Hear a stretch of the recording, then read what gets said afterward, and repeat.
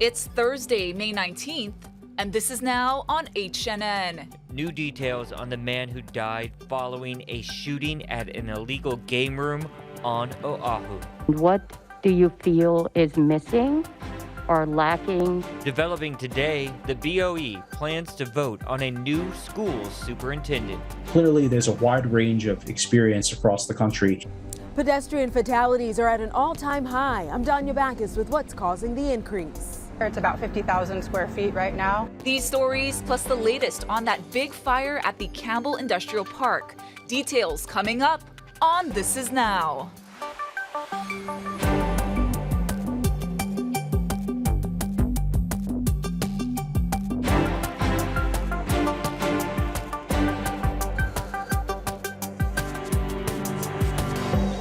It is contained, it's not spreading, and we're currently have excavators helping us to get to the seat of the fire. Crews managed to contain a raging fire at Campbell Industrial Park, but they're still on scene working to stomp out those flames. Yeah, a lot of people talking about this story and calling into our newsroom in regards to air quality. Want to get over to Billy V, who filed this report from the scene. We're here at Island Recycling on Kaomi Loop here in the Campbell Industrial area. This fire started at about 8:20 last night. Let's go ahead and give you a look. Once again, fire officials are still here fighting this fire. Let's take a look at some photos. HFD is using a drone also to fight this fire. Drone 1, they put that up in the air. This first picture that you see is what they looked at from above at about 7 o'clock this morning. And then, of course, the second picture that we show you, you can see the hot spots, so they can know where the hottest parts of this fire is as they're working on it. Here's some video from overnight. We're told the fire involves burning metal, plastics, and rubber. Since 8 o'clock last night, 911 has been getting calls about the fire. They smell the smoke, but hazmat crews told me that there are no chemicals in the fire that is above toxicity levels, and that the smoke from this fire is no more dangerous than a regular fire that they would have. HFD says the surrounding businesses are not in danger, and fire officials say the flames were raging uncontrollably when they first arrived on the scene, reaching 100 feet in the air.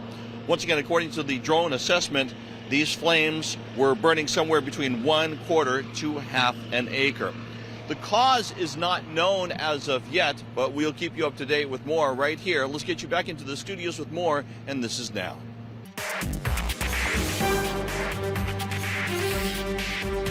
We're still tracking developing news here at This Is Now. A man is dead following a shooting at an illegal game room. We're joined now by Casey Lund to get the very latest. Casey, what have you learned? Well, Jonathan, new at noon, we're able to report that victim's identity. His name is Bryson Okada. We have confirmed that with friends here on the scene, as well as family members and police sources through HPD. I want to walk you through what we know so far. This all happened around 10 o'clock last night, around 10:15. Honolulu EMS was called to the scene here, and I want to give you some perspective of exactly where we are. These businesses, some nightclubs, restaurants, they front Kapiolani Boulevard. We're actually standing here on Kona Street. So EMS was called here at 10:15 for the report of a man who had a gunshot wound. When they arrived on scene, that's when they contacted HPD, asked for their assistance. Those HPD officers got in here and established that this all took place in an illegal gaming room, an illegal gaming establishment of some kind. They were able to locate that victim. It was a male again, Bryson Okada, who had been shot fatally. We're trying to get more information, but we do know, at least from the initial reports, that there was some sort of an altercation here late last night, and that's what police believe led up to the shooting. So, Casey, I understand from your reporting there that you have been in contact with some of the victims' friends there at the scene. What was that interaction like? What were they telling you? Well, I'll tell you, Jonathan, when we first got here, obviously it was very early in the morning. The medical examiner had just removed that body, so there weren't a lot of people here that we were able to talk to. Police were questioning folks that were still on scene, trying to gather some of the surveillance video in the area. But later in the morning, just around, I would say 7:30, a couple of friends of that gentleman, the victim who had passed away here, were here. They were obviously very upset, in tears. I did offer the female friend of his a chance to talk to us. She was still very upset, wasn't ready to do that, but I was able to contact some family members on social media who confirmed his identity. Of course, they're also very distraught at this hour, still not really ready to talk about what happened, and they themselves, you have to imagine this only happened just hours ago, or just a little over 12 hours ago, so they're still processing information, trying to get as much as they can from HPD, I imagine, but still emotionally very raw at this hour this afternoon. Casey Lund, thanks for that update. We'll keep following this story on your H&N digital platforms. Today, the Board of Education plans to vote to select a new school superintendent. The meeting is happening right now, and we're told it's expected to be a long one. The finalists have been taking questions. They are Daryl Galera, Caprice Young, and Keith Hayashi. What do you feel is missing or lacking in our current implementation plan in carrying out a culturally responsive and internationally competitive system for all our keikis? If we continue to be deficit-based and focus on our weaknesses, we will continue to see slight and incremental improvements. And if we want to achieve excellence, we have to lean into our strengths. Your question is, what do I feel is missing and lacking? I believe that what is missing is the opportunity for schools, for teachers, principals, and schools to be innovative and to be creative. Galera is a longtime local educator and former principal of Moanalua High. Caprice Young is an education consultant in Los Angeles. And Hayashi has been serving as interim superintendent since August. He took over from Christina Kishimoto, who resigned. We are in a critical transition period in public education. We've lived through COVID, we've learned from it, and we will continue to lead from this shared experience. Throughout the pandemic, my focus and highest priority remains on keeping schools safe and open for learning. We needed to perform triage and stabilize our system to allow for a successful recovery. Now, as we begin to emerge from the pandemic, we are pivoting to a strategic focus on student learning and preparing students for their exciting future. Keep checking your H&N digital platforms for updates. We'll send a notification as soon as any decision is made via our H&N app. And we're still waiting for Caprice Young to do her interview. Look for updates on that on your H&N digital platforms. Switching to severe weather, we are definitely tracking that right now from the H&N Digital Center. Here's a live look at our radar. You can still see some showers out there just to the west of the Garden Isle. Not quite making it to land just yet, but keep tracking this storm action on your H&N Severe Weather app, because there is a threat of heavy rain to continue for some time to come.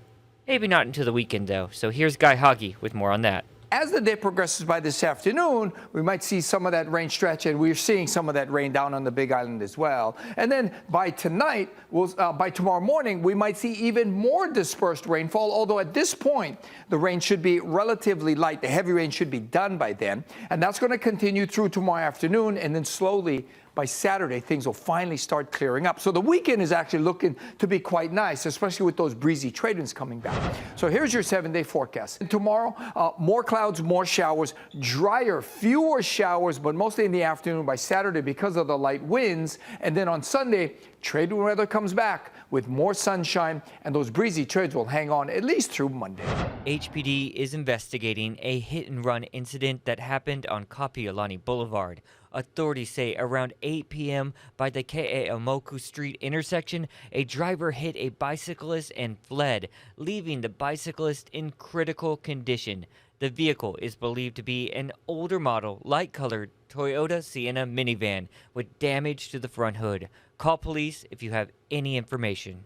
Well, we learned today that pedestrian fatalities in the United States have reached the highest level in more than 40 years. Let's turn things over now to Danya Bacchus with more on the increase. 70-year-old Adolph Lyons was hit and killed by a truck as he walked in a crosswalk in Los Angeles earlier this year.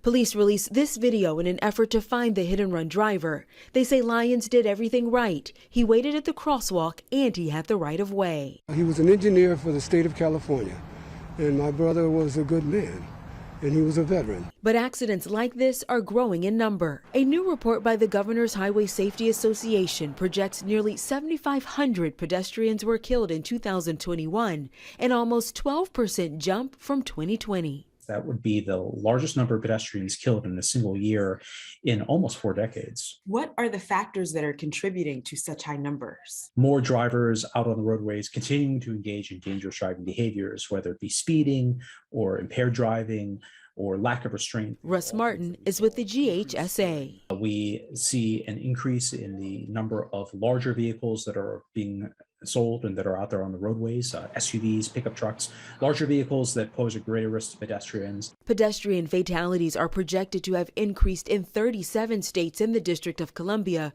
remain unchanged in 3 states, and decreased in only 10 states. Clearly, there's a wide range of experience across the country, and our next step as a community ought to be to figure out exactly what some states and communities and cities are doing right. Martin says prioritizing transportation infrastructure and reduced speed limits are ways to protect pedestrians and improve safety for all.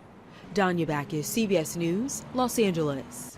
More than 250,000 views already for HNN's new documentary. It premiered last week on our digital platforms. Now the Imelda tapes is heading to TV.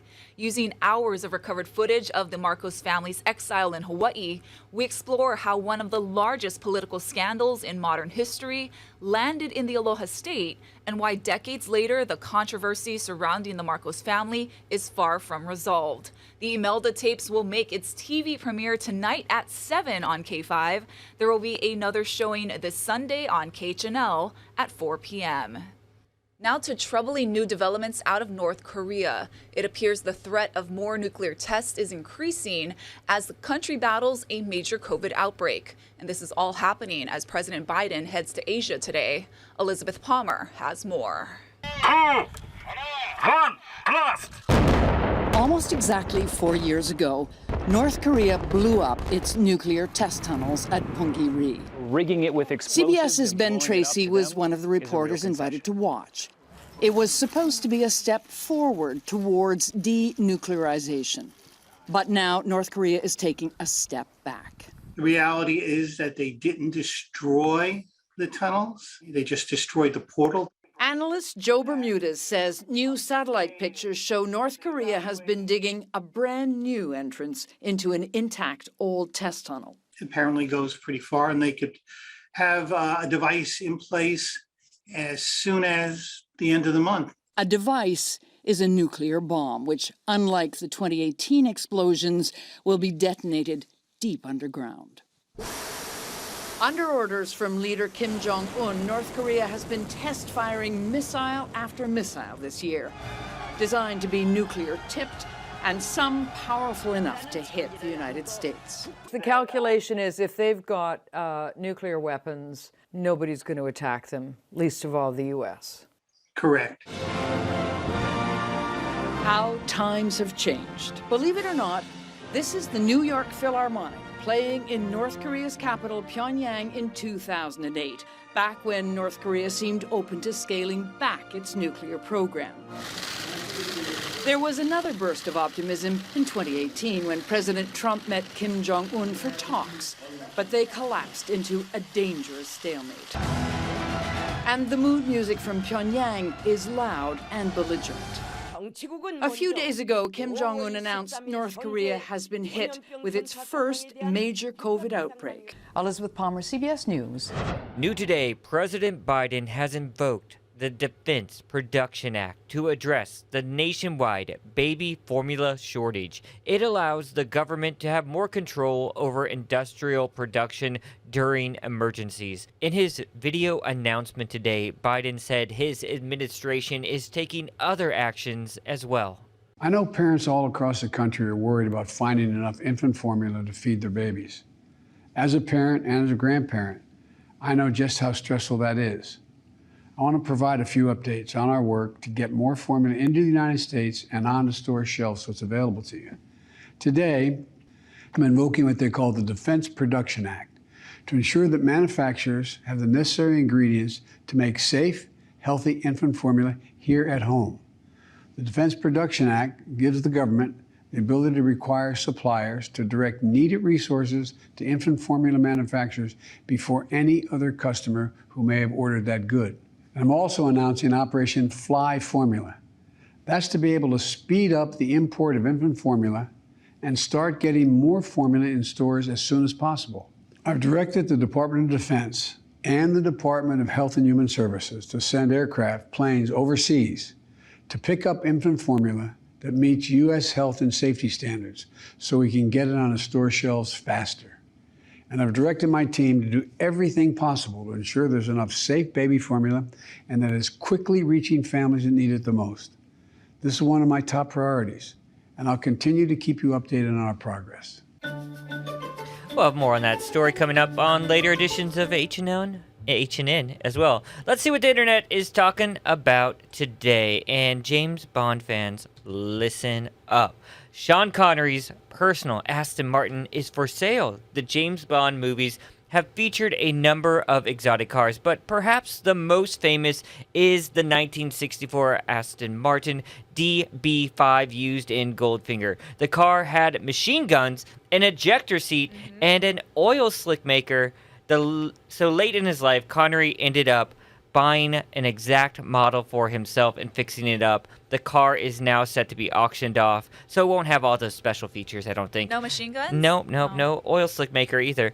And it is expected to fetch up to $1.8 million. Yikes. Yep, Connery's family says parts of the proceeds will go to charity. The winner of the auction will also get to ride with the legendary Formula One driver Jackie Stewart. Very, very cool car there. Very pretty. Yeah, I'll take it. Thanks, Ashley. Sticking with the Hollywood theme, you guys, the Cannes Film Festival happened and the stars took on the red carpet.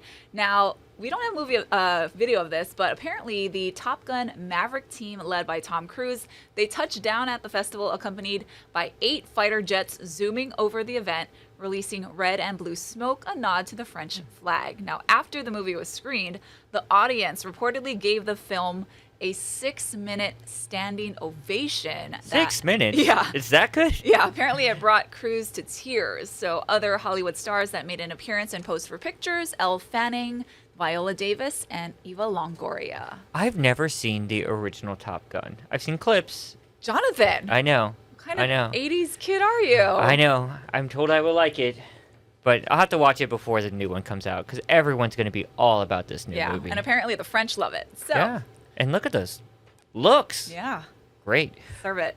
Motown icon Diana Ross is going to be the headline act at Queen Elizabeth's star-studded Platinum Jubilee concert next month in her first live performance in the UK in 15 years. Now, Platinum Party at the Palace is taking place on Saturday, June 4th at Buckingham Palace and will be opened by Adam Lambert and Queen, like Bohemian Rhapsody Queen, and will feature 3 stages and a lineup also including Alicia Keys, Nile Rodgers, Rod Stewart, and George Ezra. Now, the event will also feature a specially recorded performance by Elton John, an appearance by Andrew Lloyd Webber and Lin-Manuel Miranda, as well as cast performances highlighting hit musicals such as The Phantom of the Opera, Hamilton, and The Lion King. It's a celebration fit for a queen. Yeah. Now, the concert, which is part of a 4-day celebration of the monarch's 70-year reign, will be broadcast live on the BBC. Adam Lambert is now the frontman for Queen. Oh. Yes, so that's know why that. that's the connection there. Okay. Definitely. Got it. Yeah, and talk about a party. That sounds awesome. Yeah. Go Queen deserves it. Elizabeth. 70 yeah. years. And good to see, we've been reporting that she was having a little bit of mobility problems, but good to see her out and about again in recent days. All right, guys, this next story is a great one for good news now. A life-changing flight that landed with an extra unticketed passenger. Oh, boy. We got Sam Brock with that story. Here it is.